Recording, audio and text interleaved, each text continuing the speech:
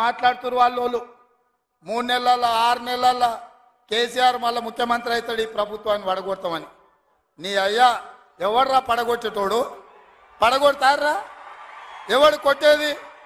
నేను అడుగుతున్నా, వేలాది మంది మా యువకులు ఇక్కడ ఉన్నారు, మీరందరూ చూసుకుంటే ఊరుకుంటారా? పడగొడితే ఊర్లలోకి రానిస్తారా?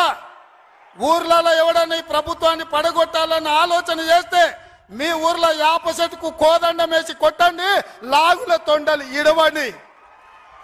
ఇది ప్రజలు ఎన్నుకున్న ప్రభుత్వం, ప్రజలు ఆశీర్వదించిన ప్రభుత్వం, ప్రజల కోసం పనిచేస్తున్న ప్రభుత్వం. ఇది ప్రజా ప్రభుత్వం. ఆడ అనుకుంటుండు 1,00,000 కోట్లు పెట్టి కట్టిన కాళేశ్వరం కూలినట్టు ఈ ప్రభుత్వం కూలుతుందని. నీ అయ్యా నువ్వు దోపిడీకి పాల్పడ్డావు కాబట్టి ఆ కాళేశ్వరం గాలి వస్తే కొట్టుకుపోయింది. ఈ ప్రభుత్వం గాలి కాదు కదా, నీ ఖాందాన్ మొత్తం వచ్చినా బోర్ల బొక్కలు పండబెట్టి తొక్కుతాం. ఎవడని ప్రభుత్వం పడుతుందనో 6 నెలలకో 3 నెలలకో కేసీఆర్ ముఖ్యమంత్రి అవుతాడని చెప్పిండంటే మూతి పండ్లు రాలుతాయని నేను చెప్పదలుచుకున్నా. ఇంకా మన చూసిన నిత్యానంద స్వామి అని ఒక ఆయన ఉన్నాడు, తెలుసు కదా మీకు అందరికీ. ఆయన ఇక్కడక్కడైతే లాభం లేదని పోయి ఎన్నో దీవి కొనుక్కొని దానికి రాజు అని ప్రకటించుకున్నాడు. ఇక కేసీఆర్ సంపాదించిన అక్రమ సంపాదన ఉంటే పోయి ఏమన్నా అడవిలో పోయి ఎక్కడన్నా పోయి దీవులలో పోయి దీవి కొనుక్కొని దానికి రాజు అని ప్రకటించుకోవాల్సిందే, లేకపోతే ఆయన ఫామ్ హౌస్కి ఆయన ముఖ్యమంత్రి కావాల్సిందే తప్ప ఈ తెలంగాణ రాష్ట్రానికి మళ్ళీ జన్మలో ముఖ్యమంత్రి కాదు కదా, మంత్రి పదవి కూడా కేసీఆర్కు రాదని నేను చెప్పదలుచుకున్నా. నువ్వు చేసిన పాపాలకు నువ్వు పాపాల భైరవుడివి.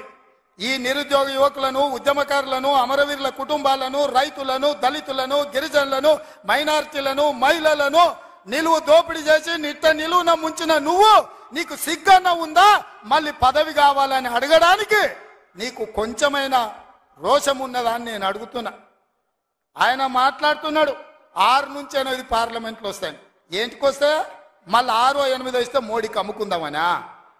మొదటిసారి 12 ఇస్తే మోడీకే అమ్మినావు, రెండోసారి 9 ఇస్తే తీసుకుపోయి మోడీకే అమ్మినావు. మారు బేరగాలి కాక ఈడ ఎంపీలు కొనాలి, ఈడ ఎంపీలు గెలవాలి, ఢిల్లీకి వెళ్ళి మోడీకి అమ్ముకోవాలి. దీనికోసమేనా నీకేసేది? నేను ఇవాళ సూటిగా కేసీఆర్ని అడుగుతున్నా. ఈ దేశంలో ఉన్నాయి 2, ఒకటి ఎన్డీఏ కూటమి, రెండోది ఇండియా కూటమి.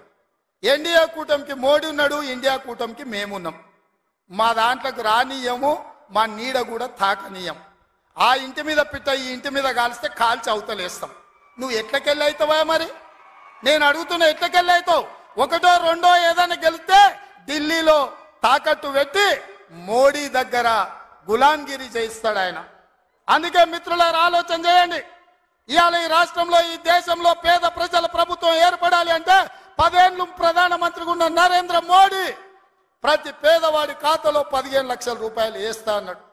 ప్రతి పేదవాడికి ఇల్లు కట్టిస్తా అన్నాడు. ప్రతి సంవత్సరం 2 కోట్ల ఉద్యోగాలు ఇస్తా అన్నాడు. రైతుల ఆదాయం 2 చేస్తా అన్నాడు. ఎవరి ఖాతాలన్న మోడీ 15 లక్షలు వేసిండా మిత్రులారా? వేసిండా? మీకేమన్నా ఇల్లు కట్టించిండా? మీకు ఉద్యోగాలు ఇచ్చిండా? మన ప్రాంతానికి ఎప్పుడన్నా వచ్చిండా? పోనీ మీ ప్రాంతంలో ఆదివాసీ బిడ్డ స్వయం బాబురావుని ఎంపీ గెలిపించిండు, మంత్రి పదవిని ఇచ్చిండా? మరి ఏమి ఇయ్యనప్పుడు ఈ ప్రాంతంలో మోడీకి ఓటెందుకు వేయాలని నేను అడుగుతున్నా.